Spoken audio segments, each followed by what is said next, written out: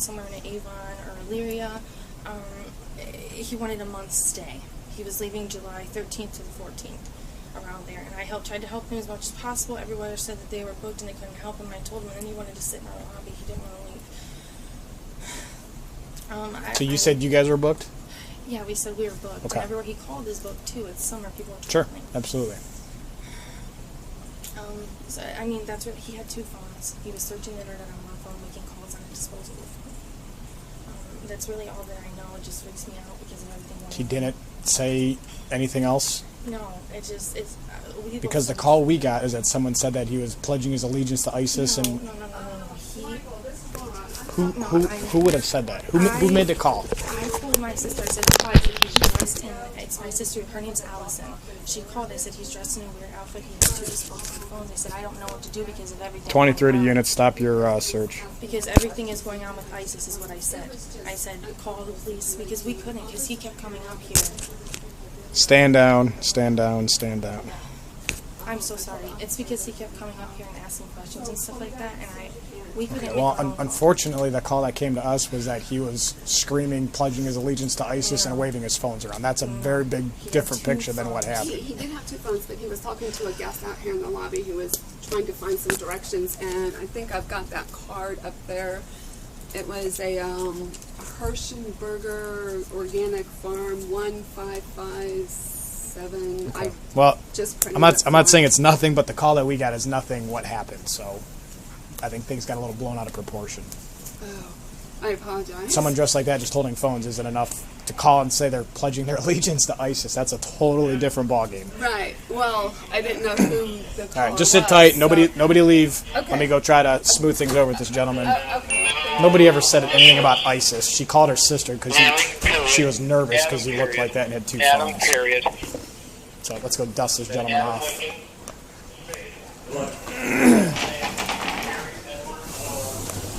Stand.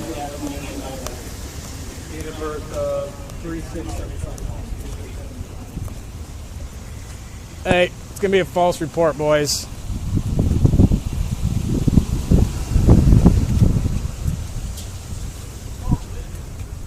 Relative of the sister.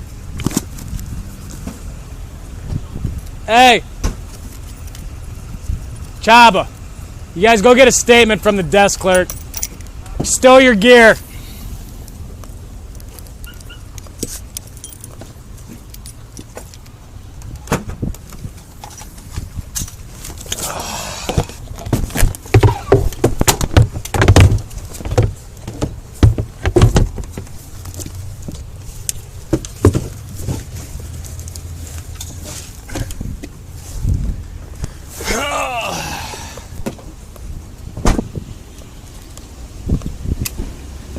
Jesus Christ. Well.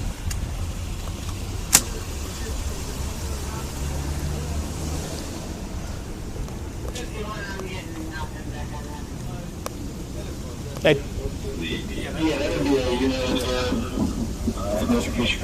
I'd cuff him. So your brother's not here? He's got a brother. I can't speak.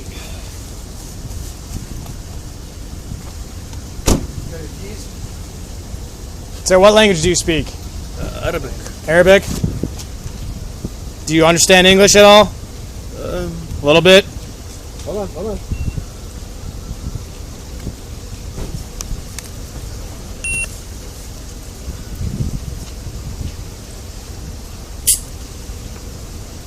This is his car, my brother's car. Which one? It's Avon PD. Can you wait a second? In the parking lot or out on the road? The silver minivan? Hey, do you guys have any Arabic translators that you can get me in touch with? The white Honda?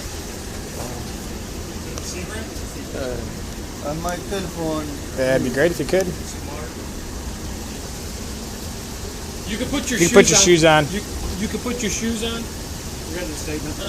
I want to call embassy.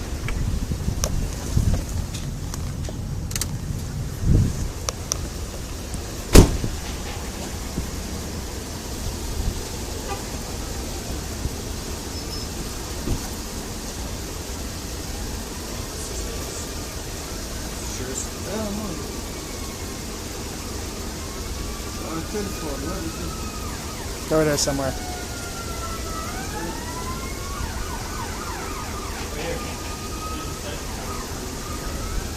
Arabic.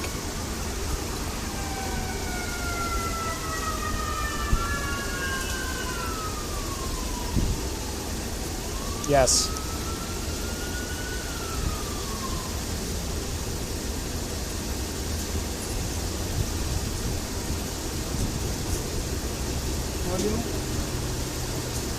You able to call?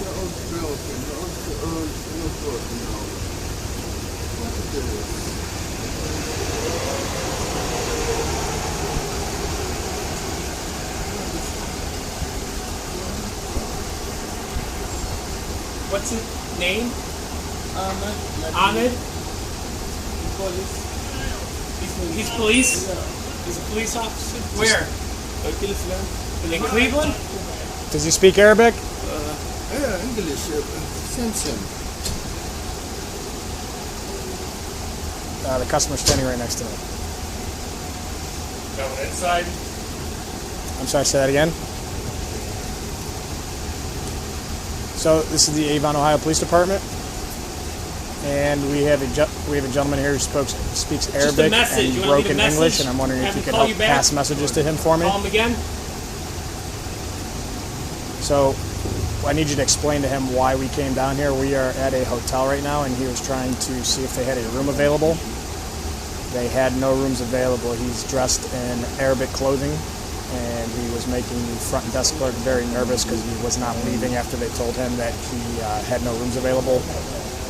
He had a couple cell phones with him, and the front desk clerk unfortunately panicked and called a family member and told them that there's an Arabic male dressed in full Arabic clothing with multiple cell phones. And the family member proceeded to call the police department and tell us that he was pledging his allegiance to ISIS and making all kinds of statements, waving his cell phones in the air. So we came down here and at gunpoint had him go down to the ground and put him in handcuffs until we figured out what was going on. So I need you to try to explain why we did what we did because of the phone call that we got. It was obviously a misunderstanding from the desk clerk. The desk clerk called a family member. The family member called the police, and obviously the story got way different in between those two people. So when we showed up, we were. Say that again. Well, if you could explain to him why we did what we did, that's my main concern. We'll apologize tenfold, but if I just need him to. Oh, well, he just passed out on me, so I'll have to give you a call back. We'll call you back, okay? Thanks. He just collapsed on us.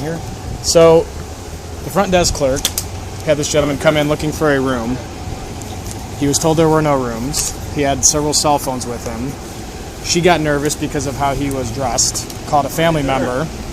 The family member then called us and said there was an Arabic... He had a stroke. He's here in Cleveland for his stroke treatment. Family member called us, said there's an Arabic male with a bunch of cell phones pledging his allegiance to ISIS in the lobby. Is this your brother? No, my daughter was Your daughter's fine. Relax. Your daughter's fine. What you guys heard is not what happened at all. He never said anything about any of that. Okay. So you go see her, but your daughter's fine. Do you have his ID? I think it's up there. He is out handcuffed now.